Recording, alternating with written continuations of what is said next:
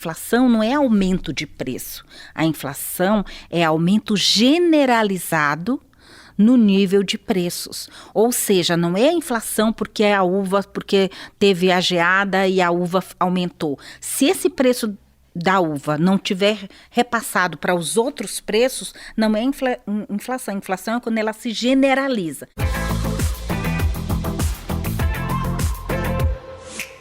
Olá, estamos começando o UXplay Podcast. Tudo bem? Tudo certo? Eu sou o Jorge Alves Júnior e hoje nós vamos falar sobre economia. E para conversar sobre esse assunto, temos aqui a nossa convidada, a professora Lodonha Soares, que é professora aqui da Universidade de Caxias do Sul. Mas antes, eu quero convidar você a acompanhar o UXplay Podcast no YouTube, Spotify ou nas nossas redes sociais. Professora Lodonha, tudo bem? Tudo bem. Prazer enorme recebê-la aqui no UXplay Podcast. É um prazer estar aqui. Estamos muito honrados com a sua presença. Muito obrigada. Professora, antes de entrarmos no tema economia, que é um tema complexo, né? Principalmente aí nos dias de hoje, vamos conversar um pouco sobre a sua história, professora. Conta pra gente quando que você se interessou por economia, por que decidiu esse caminho, né? A sua história, sua trajetória. Pois é. Eu, na verdade, desde ser muito jovem, eu queria fazer medicina. Para mim, era uma coisa na minha cabeça e tal. E lá no meu querido Piauí, nessa época, no século passado, só tínhamos a Universidade Federal, uma concorrência tremenda. E fiz o vestibular, no primeiro vestibular, fiz uma nota muito boa, mas não consegui entrar em medicina. Aquilo foi uma frustração. Meu pai é odontólogo. No meio do ano, teve vestibular para economia. Eu fiz e passei em 8º lugar, mas na minha cabeça eu fui no final entrei em economia. Quando foi no final do ano, eu fiz de novo, mas aí eu fiz para odonto. Meu pai disse, não, eu já tenho consultório, tá? Passei, e daí eu fazia economia e odontologia. Aí quando eu terminei economia, e eu comecei a gostar do curso muito. Eu sempre dizia, eu vou fazer economia porque se eu passar em medicina, eu serei uma médica econômica, eu dizia. E dali, quando eu passei em odonto, fiquei fazendo, meu pai foi transferido para cá, eu me formei para cá, que eu digo para o Rio Grande do Sul, Pelotas. Eu me formei em economia e fazia muito tempo que eu não morava com meus pais, vim para cá. E quando eu vim para o Rio Grande do Sul, eu trouxe o curso de odonto, mas aí não gostei. Mesmo fazendo na Faculdade de Pelotas, eu decidi ali, tinha medo, porque eu disse, vai ser uma decepção para o meu pai, primeira filha, não vai herdar o consultório dele e tal. Aí eu disse para ele, e ele disse assim, minha filha, o importante é você fazer uma coisa que lhe faça feliz. E isso me tirou assim um peso, e aí eu fiz lá na Federal de Pelotas, eu fiz especialização em economia, em sociologia. E depois vim para cá, teve um concurso para professores, eu fiz concurso antes de entrar, tinha uma professora que estava indo fazer o doutorado nos Estados Unidos, tinha uma vaga, e estou aqui há mais de 30 anos. Foi bem recebida, professora? Bem recebida. No começo sofri algum bullying por ser nordestina, ter o sotaque muito arrastado, mas fui muito bem recebida, sim. Conquistei meu espaço. Uma bela história aí dentro do processo, e principalmente a parte de sociologia, né, alinhada aí com economia. E depois eu consegui fazer um mix dentro da área das sociais, depois eu fiz o mestrado na URGS, e aí isso ajuda bastante a gente fugir, é a mesma área nas sociais, mas a gente olha sobre olhares diferentes. Um olhar mais profundo, exatamente, né, professora? Extremamente importante, principalmente, acredito eu, em momentos assim da sociedade que a gente está muito superficial. Não digo todo mundo, né, professora, mas é bom ter esse aprofundamento. Mas, professora, vamos então ao nosso tema, que é o tema economia, que não é um tema simples, né? Um tema complexo, mas faz parte do dia a dia, né, de todos nós. Então, eu gostaria que você falasse um pouco da história da formação econômica do nosso país, como que ele se formou, né? Até a gente ir costurando e construindo nosso bate-papo aqui. Pois bem, Adiante. como dizem aí, né, de médicos, loucos e economistas, todos somos um pouco. Então, todo mundo fala de economia. E a economia realmente é complicada porque ela é uma ciência social. Ela não é, diferentemente do que muitas pessoas imaginam. Na época que nós tínhamos as feiras de profissões, alguns alunos chegavam, eu não quero economia porque eu vou estudar muita matemática. E é difícil explicar que a economia não é uma ciência quantitativa, não é uma ciência exata. Ela é uma ciência que estuda a sociedade, a forma como as pessoas, como os indivíduos têm os seus desejos que são ilimitados e têm que satisfazer com seus recursos que são limitados. Para isso, não existe uma só explicação. Depende do sistema econômico em que essa pessoa esteja inserida. Se é num sistema de livre mercado, se é no sistema de mercado livre, se é no sistema de economia centralizada, cada uma vai dar uma resposta diferente. E sobre um mesmo acontecimento, histórico ou não, cada pessoa e cada economista tem uma visão diferente. Pode ter uma visão mais liberal, pode ter uma visão mais centralizada, mais do ponto de vista do papel do Estado, que tem que se envolver mais.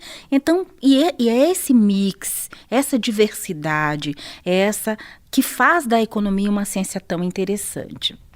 E no contexto, como eu estava falando, de uma economia capitalista, é que o Brasil foi formado. O Brasil não teve outro sistema, porque ele surgiu justamente quando a Europa, liderada pela Inglaterra, mas principalmente devido às grandes navegações que essas grandes potências foram buscando ouro, prata, metais preciosos, que era o sinônimo de riqueza na época do capitalismo mercantil, e Portugal e Espanha, por serem países ibéricos e com uma forte convicção e experiência no mar, saiu a viajar e encontraram as Américas, né? Os espanhóis encontraram basicamente a América Espanhola, muito mais desenvolvida, com bastante ouro, uma sociedade, uma população mais evoluída.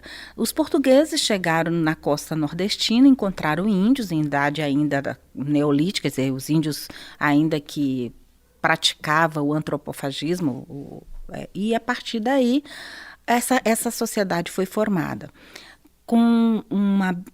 De certa maneira, os portugueses ficaram extremamente decepcionados, porque, diferentemente dos espanhóis, não encontraram ouro na primeira vista, mas eles já tinham experiência com a plantação do açúcar, principalmente onde eles haviam invadido ali na África, nas ilhas da Madeira, São Tomé.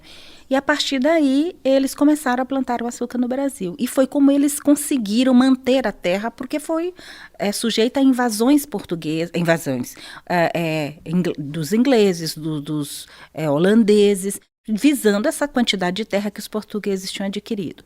Então, de uma maneira mais rápida, nós podemos dizer que o Brasil, ele já entrou, ele foi formado no início da segunda, quase no início já na primeira Revolução Industrial.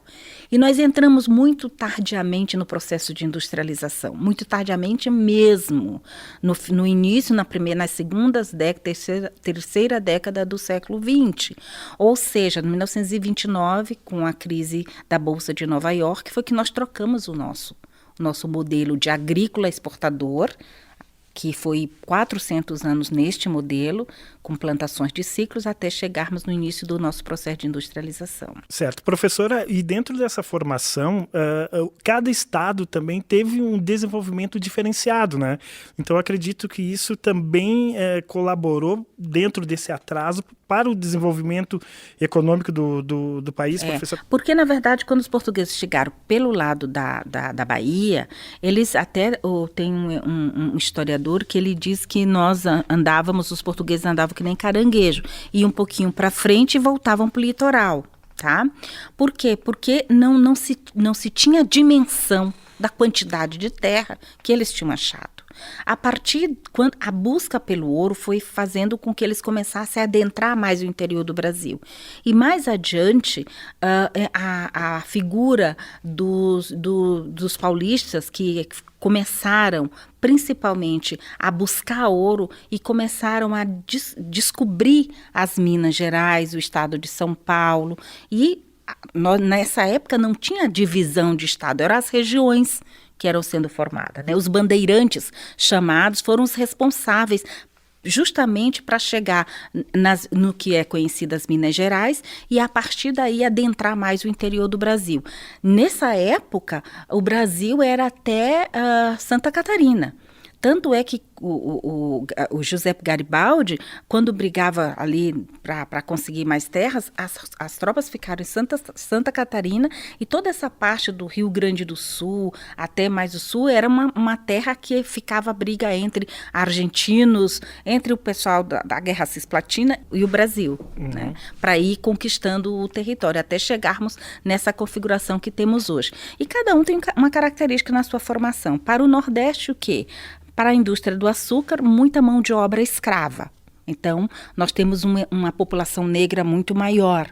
Para a região sul e sudeste, principalmente por conta das plantações e mais adiante no café, a mão de obra já é uma mão de obra mais europeia, trazida principalmente para trabalhar nas lavouras, que é a mão de obra alemã, italiana e depois os outros imigrantes. Então, isso configurou essa formação, né, não só da população em cada estado. E no norte, hoje conhecido norte do país, tem uma miscigenação mais indígena, né?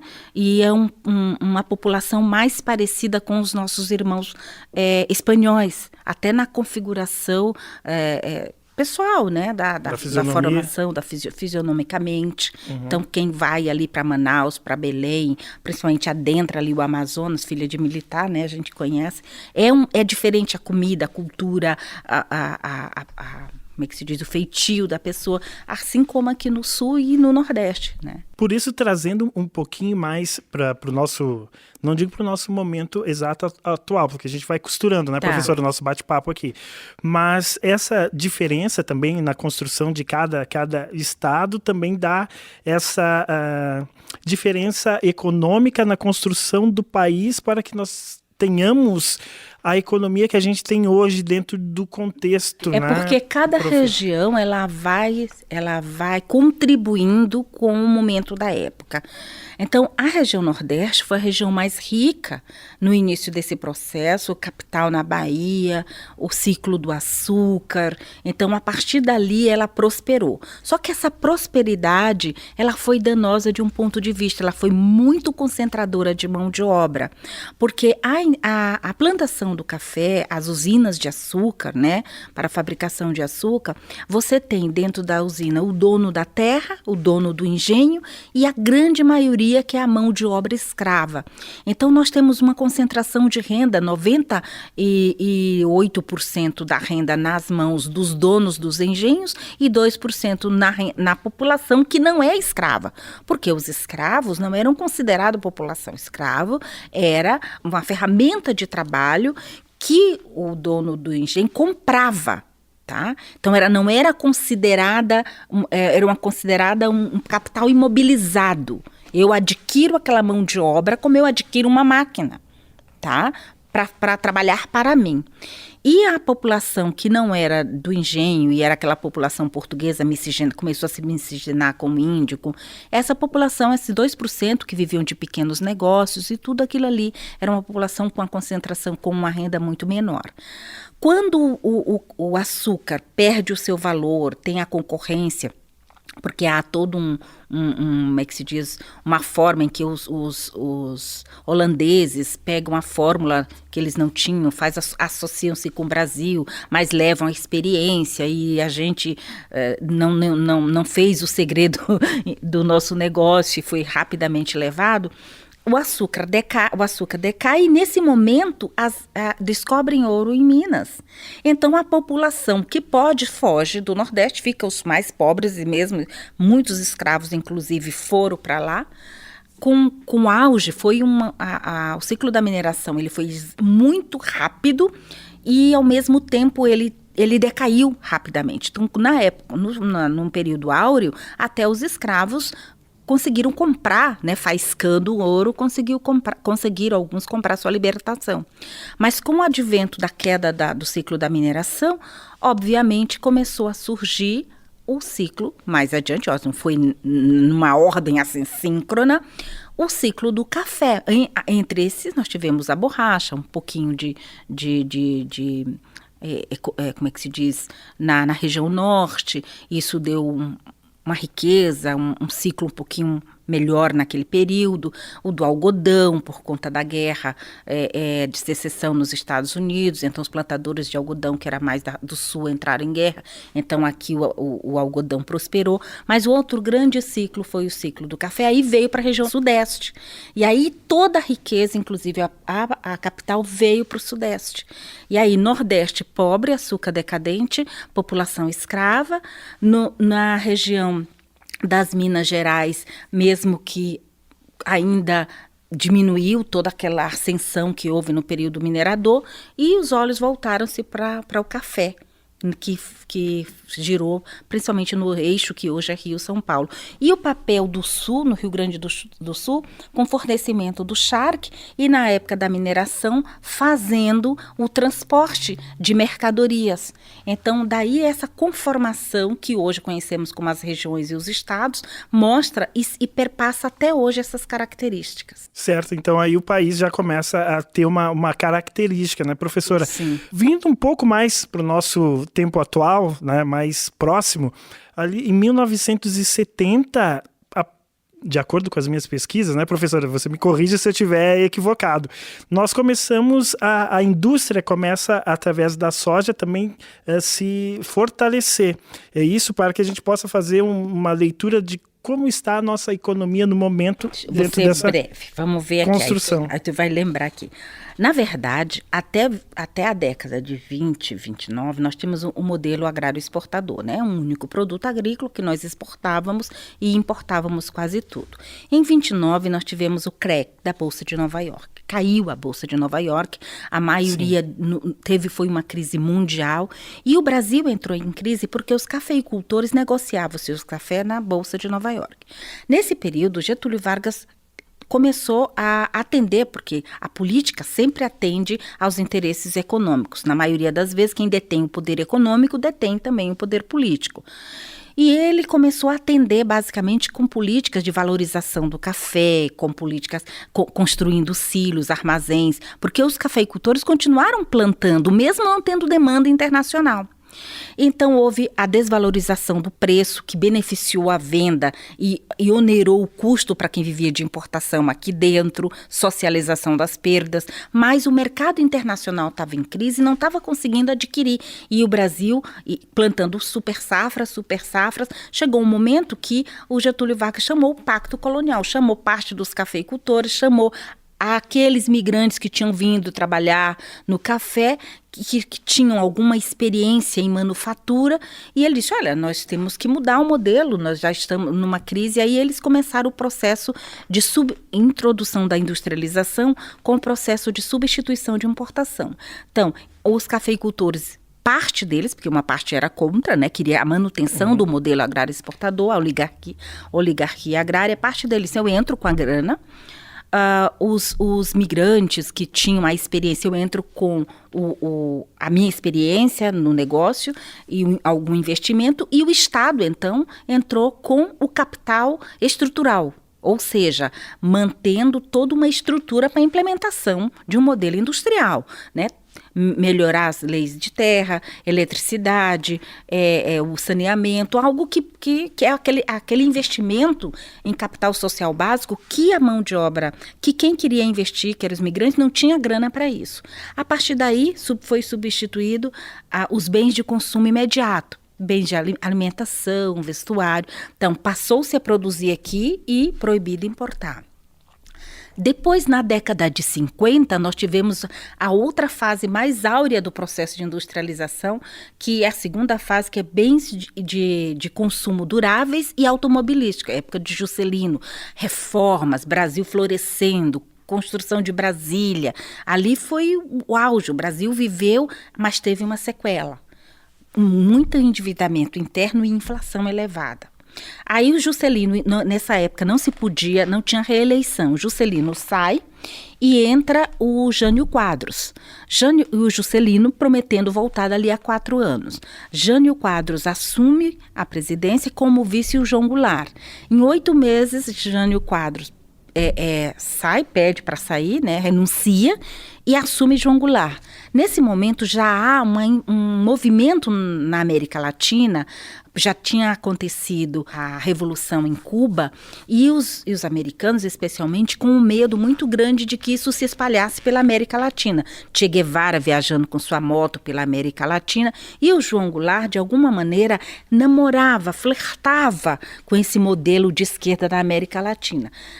Resumidamente, os Estados Unidos a economia americana começa a incitar principalmente a classe média brasileira, os militares, colocando medo, olha, vem aí a ditadura, não sei o quê, tem uma passeata, principalmente liderada pela classe média, e os militares assumem o poder no dia 31 de março de 1964. Na verdade, a data não é 31 de maio, aconteceu 1º de abril, mas para não ser, como era conhecido como Dia dos Bobos, né? Eles botaram, né, que foi no dia 31 para ficar registrado 31 de março. Quando entrou o regime militar, obviamente, antes, né, no período que foi muito conturbado do João Goulart, foram 3 anos em que nós tivemos parlamentarismo, que o ministro da Economia foi o Celso Furtado, que lançou o plano trienal, e aí entra o governo militar. No governo militar sai tudo ali, entra o Castelo Branco.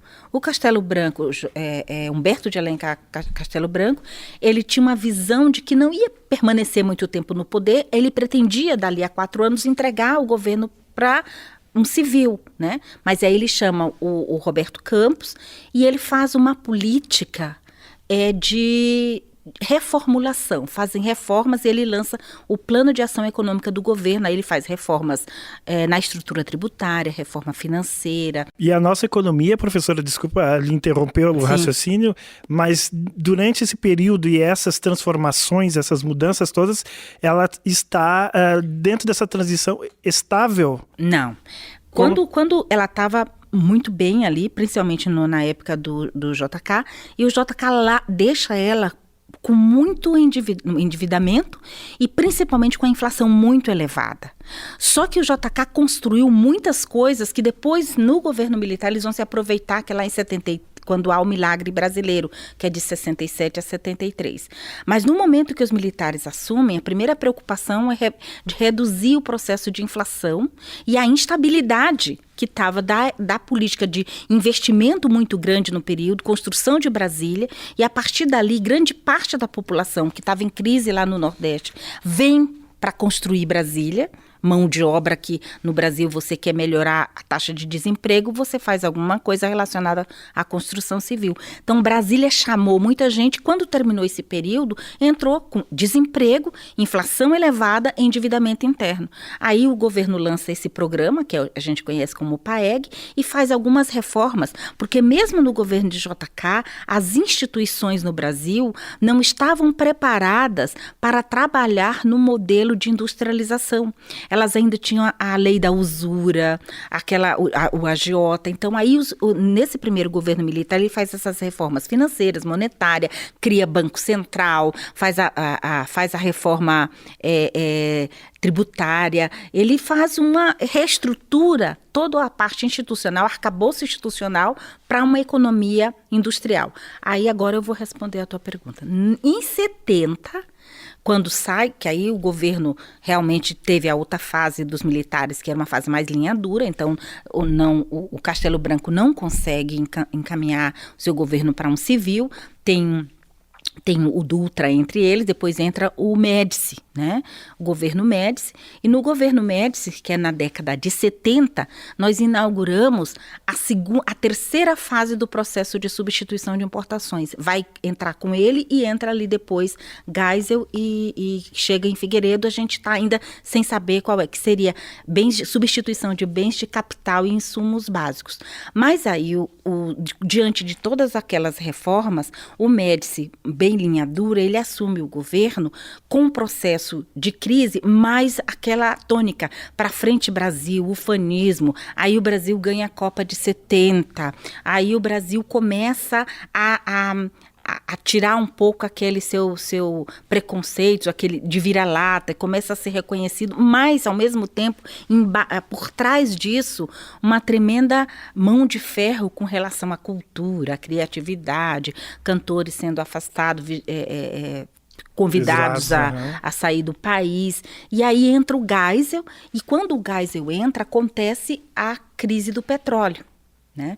Nesse período de 67 a 73, nós temos a economia brasileira cresce em torno de 10% do PIB ao ano, em média.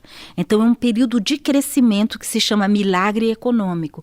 E esse milagre muito se deu por toda a capacidade que o Juscelino fez, e essa capacidade estava ociosa quando ele fez indústrias, descentralizou a indústria, essa capacidade ficou ociosa e os militares, simplesmente depois de ter feito as reformas, começaram a entrar nesse processo industrial, aproveitando a capacidade ociosa do JK, e isso criou o milagre. Foram 8 anos de crescimento econômico, melhora da renda, porque aí eles diagnosticaram a inflação, não mais como inflação de demanda, afrouxaram o crédito, aumentaram o salário, reduziram, porque quando você diagnostica uma inflação como de demanda, você aumenta a taxa de juros, você aperta o crédito para as pessoas, o governo não pode gastar. Então, nesse período foi o período do milagre, que vai quebrar com a criação da OPEP em 73. Que é mais ou menos quando a senhora fala no aumento da taxa de juros, que é o que está acontecendo agora, nesse momento. E quando você fala, professora, da questão da crise do petróleo, aqui nós temos um novo problema nacional, que é a inflação, né? Que ela vai lá em cima. E aí eu gostaria justamente, para a gente linkar com o momento mais atual, né, da nossa economia, a questão da inflação, né? Como que ela se constrói de uma forma simplista, porque no período dos anos 80 e dos anos 90 nós tivemos uma hiperinflação, né, professor? Eu gostaria de saber como que isso impactou e impacta ainda nos dias de hoje, né? Tá. E por que nós tivemos essa A inflação é um caso à parte, faríamos um trabalho, um programa só sobre inflação. Mas eu vou tentar ser rápida. Uma resumida. Nós temos ali no final dos anos 70, então, uma crise, aí nós temos o final dos anos 70, também 79, uma outra crise do petróleo. Essa crise, ela desorganiza toda a América Latina, porque a crise, antes da crise, o que é que acontecia? No mundo, um ciclo ascendente, com recursos abundantes, recursos externos, juros baixos. Então, o banqueiro fazia fila para emprestar, os países da América Latina contraíam empréstimos, e eles contraíam, a taxa de juros era baixa, 6%, só que eles esqueceram de ler que era flutuante. Quando tem a crise do petróleo, os credores aumentam as taxas de juros. Aí nós temos a crise do endividamento externo. Então, a década de 80, nós chamamos a década perdida porque foi a cobrança, os banqueiros passaram de emprestar para os países da América Latina, deixaram de emprestar para o Brasil e começaram a cobrar. E para cobrar, nós tínhamos que fazer positiva a nossa balança comercial, as nossas exportações. E com isso, os governos começaram a incentivar o processo de exportação, incentivar os produtos que eram exportáveis, e internamente gerou-se uma crise, uma escassez, e a inflação se elevou. Isso foi tão forte que em 82 nós tivemos a chamada estagflação. É estagnação econômica com inflação elevada. E um outro problema na nossa inflação é porque lá nos governos militares, o que foi problema e ao mesmo tempo foi bom. Criou-se o que a gente chama hoje TR, né? É uma taxa de recomposição, né, que não deixa a economia entrar em hiperinflação, porque ela é corrigida, né? Nós tivemos a URTN, Obrigações Reajustáveis do Tesouro Nacional, e hoje significa TR. Esses reajustes, essa taxa de reajuste, não possibilitou que entrássemos em hiperinflação, apesar de termos inflação de mais de 80% ao mês. Mas, ao mesmo tempo, os salários eram reajustados, não pela inflação do mês. Inflação do mês anterior, a gente estava sempre correndo atrás. Mas nós não quebramos que nem quebrou a Polônia. Nós não quebramos que nem quebrou a Rússia, justamente porque nós tínhamos essas taxas de referências, de reajustes, certo, que possibilitou isso aí. Mas isso é com muito dano. Foi com muito... E aí nós começamos a ter algo que em livro nenhum de economia se tinha ouvido falar até então, que é a chamada inflação inercial. Mesmo que... professora? A inflação inercial é quando os preços, eles aumentam e a expectativa das pessoas aumenta, diz que os preços vão aumentar, e aí não adianta nenhum tipo de política, porque aumenta os preços, é a inércia inflacionária. Esse termo foi herdado da física. Então, é a capacidade de você continuar com o mesmo que se tiver uma parada, né? Que você está no ônibus, o ônibus para de uma vez, a sua tendência é ir para trás, ou ele freia de uma vez, a sua tendência é ir para frente. Então, essa inércia, quebrar a inercialidade da inflação brasileira, que foi vista, porque tentou-se estudar de tudo. Essa inflação é de custo, essa inflação é de demanda, mas não, ela não se encaixava nem de custo nem de demanda, era esse componente inercial. E a partir daí, vários planos foram lançados. O plano cruzado foi o primeiro deles, aí depois nós tivemos o plano Bresser, Bresser 1, Bresser 2, plano Collor, plano Maílson, até chegarmos no plano real. E com mudanças de moeda, né? De ministro de moeda. Mas e como que funciona isso, professora? Qual o impacto dessas mudanças? Nós tivemos aí cruzado, cruzeiro real, isso é... Na verdade, isso aí era só para cortar zeros, porque quando você tem uma inflação muito grande, teu dinheiro perde valor muito rapidamente, teu poder aquisitivo. É o que acontece hoje na Venezuela. Tu tem que imprimir cada vez mais. Então, o que é que tu faz? Teve um período ali nos planos que não teve nem tempo de imprimir moedas, então o próprio governo carimbava as notas de moeda para poder a gente saber que aquilo ali era cruzados novo, cruzeiro velho, principalmente para quebrar diminuir, né, a quantidade de moeda, que era um custo fabricar moeda, e tu terminava de colocar no mercado, ela perdia valor, porque a inflação, imagina, você ganha 100 vamos botar R$1.000, uma inflação de 80% significa que o seu poder aquisitivo é R$200. Então, no mês seguinte, a inflação era um outro valor. Então, embora tendo o gatilho, que foi lá herdado lá do plano cruzado, mas quando reajustava o teu salário, era pela inflação do mês anterior. E você estava vivendo naquele mês que a inflação já era maior do que a inflação passada. Então, a inercialidade é isso. Os agentes econômicos, as empresas, as pessoas, já imaginam que no mês seguinte a inflação vai ser maior do que nesse mês. E todo mundo puxa os preços para cima. Uhum. Então, aí quebrar essa inercialidade só foi ali no plano real. E o medo, depois desses 25 anos de plano real, que foi no final, ali final dos anos 80, início dos anos 90, ali o plano 90... é que volte à inercialidade, ou seja, que essa inflação, porque o que é inflação? A inflação não é aumento de preço, a inflação é aumento generalizado no nível de preços, ou seja, não é a inflação porque porque teve a geada e a uva aumentou. Se esse preço da uva não tiver repassado para os outros preços, não é inflação. A inflação é quando ela se generaliza. E o que é que está acontecendo hoje? A crise, a guerra, o preço do valor, também. A pandemia, o preço do valor do combustível, do petróleo, e isso aumenta. No Brasil, a opção foi sempre o transporte terrestre, que usa óleo diesel, derivado do petróleo, gás de cozinha, e a maioria de tudo que nós consumimos é transportado por terra, que de certa maneira envolve a gasolina, o diesel, e isso é o custo que vai passar para o preço. E isso hoje está gerando a inflação no Brasil. Professora, e nós temos um órgão que é o Conselho Monetário Nacional, correto? Que ele organiza, digamos, ou pensa a inflação justamente para tentar trabalhar essas questões. A inflação, professora, ela tem fatores também que são, como você já comentou, externos. É muito difícil do leigo, do nosso internauta aqui acompanhar, poder entender esse processo. Ainda mais com uma guerra que a gente percebeu também que estamos reféns de alguns países, né, que produzem determinadas... A partir do final, como que a senhora observa? O mundo é globalizado, né? A gente precisa e tem negociações com os outros países, isso influencia, é influenciado. A guerra na Ucrânia e na Rússia está influenciando, está dando para toda a Europa e para o Brasil também.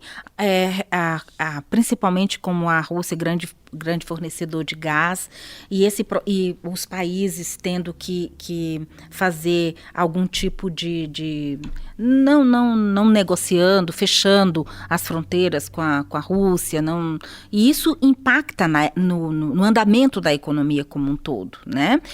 Não é boicote, mas são essas políticas que não é a guerra política. A guerra política, na verdade, com essas medidas restritivas, tanto para a economia russa principalmente, isso influencia no resto do mundo.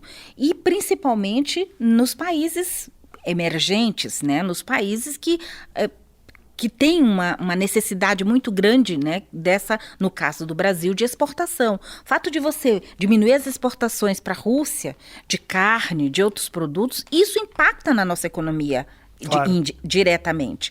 Então, nós temos componentes externos que influenciam na nossa inflação e na nossa atividade econômica e componentes internos. Quais são os componentes internos? Políticas, a política econômica, como está sendo conduzida, resolver os nossos problemas internos, problemas principalmente nós temos ainda uma economia concentradora de renda, nós temos uma economia que precisamos fazer algumas reformas fiscais, reformas monetárias, reforma tributária.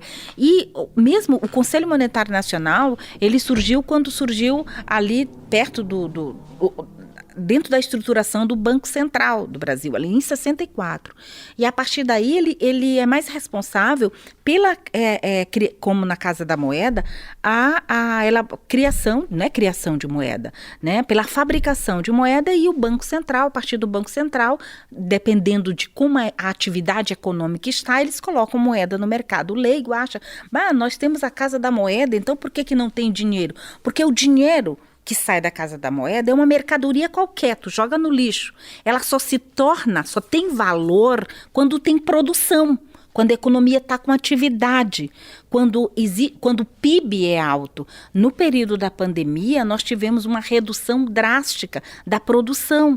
E então, se não tem produção, o dinheiro que circula, o dinheiro, a moeda, é uma mercadoria. Se ela está demais, ela perde valor. Né? No período que a safra da uva é boa, que tem muita uva, o preço do quilo desce, cai.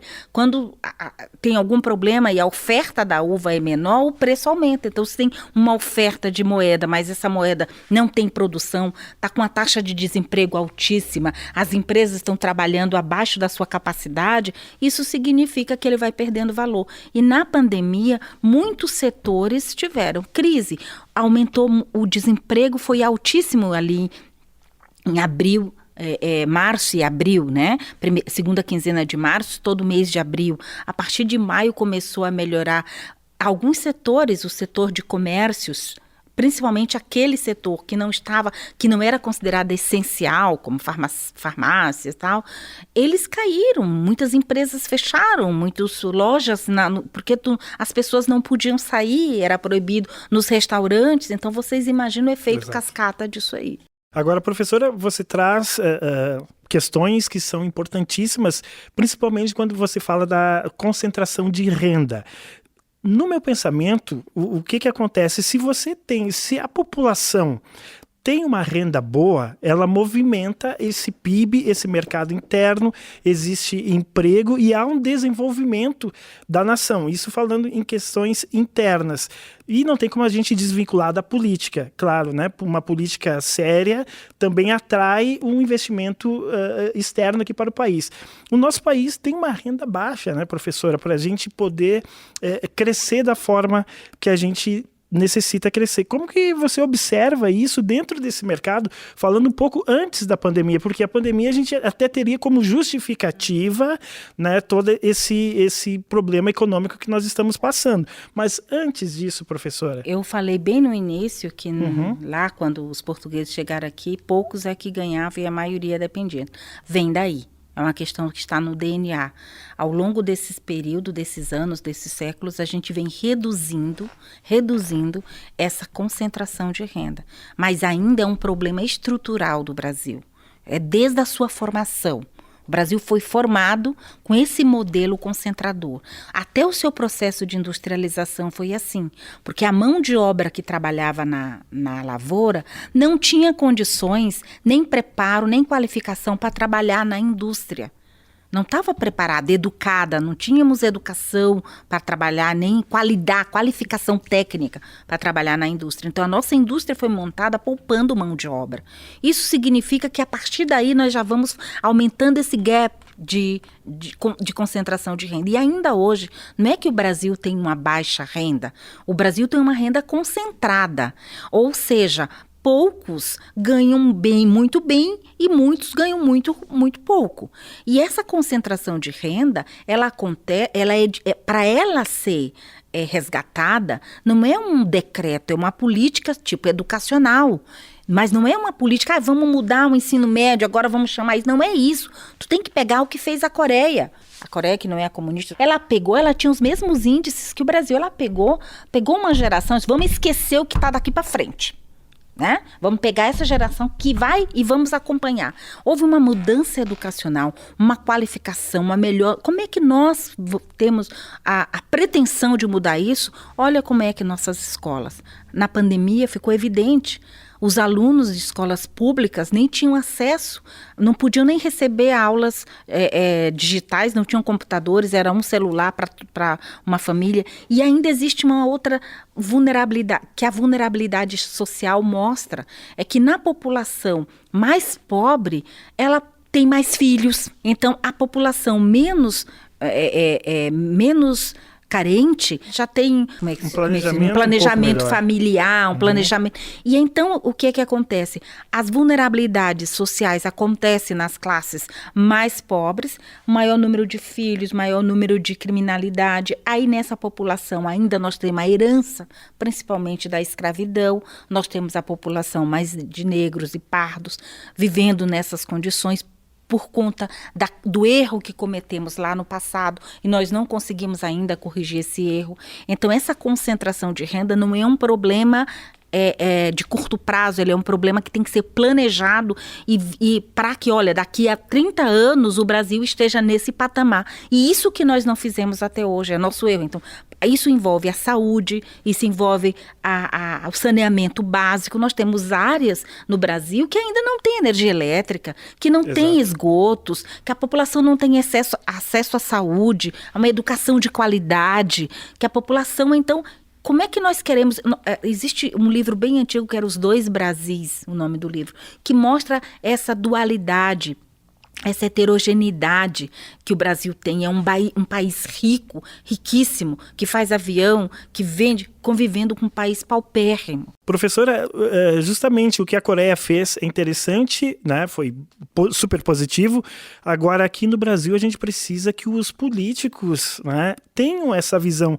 E isso que é difícil entender, e acredito que também para os internautas, esse entendimento, porque se o país está bem... o investimento externo, acredito eu, vai ser mais forte. Ou isso independe também da forma que a coisa está funcionando, porque nós temos taxa de juros, né? Que a taxa de juros, por exemplo, quando ela está alta, interessa o mercado internacional, né? Mas aí prejudica quem está aqui, que hoje nós estamos com taxas de juros aí altíssimas, né? Foram 12 bilhões aí de pessoas devendo valores, maior índice altíssimo. Aí nós temos alta taxa de inflação, alta taxa de juros, alta taxa de endividamento, alta taxa de desemprego. Então, nós estamos vivendo um processo de crise e não é um processo... eu estava ouvindo hoje uma coisa que me chamou a atenção. O índice de melhoria das pessoas hoje de otimismo, de que as pessoas, de que a economia estava boa. Em 2012 era de 150, hoje está menos da metade e aumentou em relação ao ano passado, porque as pessoas estão pessimistas, as pessoas estão vivendo, aumentou o desemprego informal, muita gente perdeu sua colocação formal, a renda média nacional reduziu. Sabe o que significa isso? Um empobrecimento geral da população. Claro, se a gente considera quem é rico, continuou mais rico, mas quem é pobre, ficou mais pobre. Então a renda média achatou. Mesmo agora a gente tendo aumento da taxa de emprego, estão entrando as pessoas com uma renda em média menor do que aquelas que estão saindo. Então isso é um achatamento da renda no país. E isso repercute no consumo, repercute na produção do país. Se não tem consumo, você vai produzir por quê? Né? Isso repercute também na própria atividade econômica do país. Nós estamos saindo da pandemia, mas ao mesmo tempo a gente ainda está tentando não só reativar a economia em vista da pandemia, mas antes da pandemia nós já estávamos em crise. A partir do final de 2013, 2013, se eu não me engano, nós tivemos uma taxa de desemprego em torno de 6%. Parecia que a gente estava vivendo pleno emprego. A partir de 2014 e 2015, principalmente pela crise política, impeachment da presidente Dilma e tudo, nós começamos a ter uma crise política muito forte, interna. Então, a crise que nós passamos a partir de 2015 foi de componente interno. O mundo estava crescendo e nós para baixo. Tá? Hoje nós temos uma crise externa, mas também temos uma crise interna. Quais as reformas que nós fizemos, que nós aprovamos? Nós mudamos alguma coisa na reforma fiscal, né? Nós não estamos, e o medo, e mesmo a economia, ou quem está planejando a economia, muitas medidas precisam ser aprovadas no Congresso. Então, se não for do interesse das bancadas que fazem parte no nosso Congresso, não é aprovada tal medida. E nós sabemos que o Congresso é formado por bancadas, a bancada religiosa, a bancada rural, a bancada isso, e aqueles que porventura entram com um pensamento de mudar, eles são aniquilados por eles não participam de comissões importantes, eles não têm voz, eles não têm vez, ou alguns se mantêm ali como heróis, outros entram no jogo. Então, é muito complicado no Brasil. Esse ponto não é a minha área especificamente, a parte política, mas a economia, ela está muito ligada, porque dentro desse modelo democrático brasileiro, todas as grandes ações econômicas precisam de aprovação. Perfeito. Bom, professora, nós conversamos então sobre a questão dos juros, né, das taxas, do investimento internacional que independe do crescimento interno. Eu acho que isso também está impedindo, né, o nosso desenvolvimento, porque os políticos estão mais preocupados com o dinheiro entrando, independente do nosso desenvolvimento, não é, professora? O problema do juro, assim, um juro elevado, ele atrai investimento externo, mas desde que aquela economia esteja forte, ou ela dê sinais de que ela vai se fortalecer. Por exemplo, o juro na Venezuela pode ser o mais alto possível, mas a insegurança é tão grande que os investidores internacionais não vão aplicar. Então, você tem que ter uma certa segurança na economia para atrair esses investimentos. Há um medo muito grande quando os Estados Unidos dizem que vai aumentar suas taxas de juros, o Banco Central americano. Por quê? Porque mesmo que seja uma taxa menor do que a taxa que nós oferecemos, o país provoca ou transmite mais segurança do que nos países da América Latina do que no Brasil. Então, quando os Estados Unidos aumentam suas taxas de juros, a gente imagina que vai haver redução dos investimentos estrangeiros no país. Mas esses investimentos, eles podem acontecer de duas formas. O investimento produtivo, aquele que vem realmente para investir, para gerar emprego, para fazer a economia girar. Esse é o investimento bom. E tem o investimento especulativo, que é o que nós chamamos de o dinheiro quente, hot money, que ele vem porque o juro está alto, mas ele não tem o interesse de permanecer no país. Ele vem e sai. É um investimento puramente financeiro, é um ganho puramente financeiro. Tá? Esse não é muito interessante para o Brasil, mas esse aspecto dos investimentos nós temos também que ver do ponto de vista interno, porque ele ajuda basicamente a economia girar, e girando a economia, nossa atividade econômica aumenta. Aumentando nossa atividade é o que a gente chama do círculo virtuoso. Então aumenta o consumo, aumenta a taxa de emprego, reduz a taxa de inflação. Isso é o modelo ideal. Mas se eu pudesse resumir ou dizer mais ou menos como estamos hoje, a economia brasileira e a economia um pouco puxando para nós temos inflação elevada, sim, hoje. E nós temos uma inflação elevada muito em itens essenciais que impacta muito a renda da classe mais vulnerável. Alimentos, hortifruti e granjeiro. O quilo do tomate, hoje, tu compra mais barato, R$12, R$14 tá o quilo. Pode ser sazonal, mas isso impacta diretamente na mesa de todos, especialmente quem ganha menos. A inflação afeta quem ganha menos. O impacto é muito maior do que quem ganha mais, proporcionalmente. Essa inflação impacta as pessoas com baixa renda mais fortemente do que as pessoas com renda média e renda alta. O desemprego no Brasil continua elevado, apesar de a gente estar vendo uma redução. Os MEIs, que são os microempreendedores individuais, eles estão sofrendo muito. Então, muitos deles deixaram de pagar o Simples para poder pagar os seus fornecedores para continuar o seu negócio. A renda média da população economicamente ativa, que é a população em idade de trabalhar, ela vem diminuindo, mesmo com o aumento de emprego, ou seja, nós estamos contratando, mas nós estamos contratando em média com um valor menor da renda gerada. Né? O setor do comércio e serviços estão recuperando os postos de trabalho, principalmente daqueles setores que não eram essenciais. Setor de entretenimento, bares, restaurantes, hotelaria. Na pandemia, esses setores sofreram, né? Comércio de rua. Né? A indústria aí, Caxias do Sul, continua puxando o emprego formal para cima, é maior empregadora. Aumentou o número de pessoas na informalidade.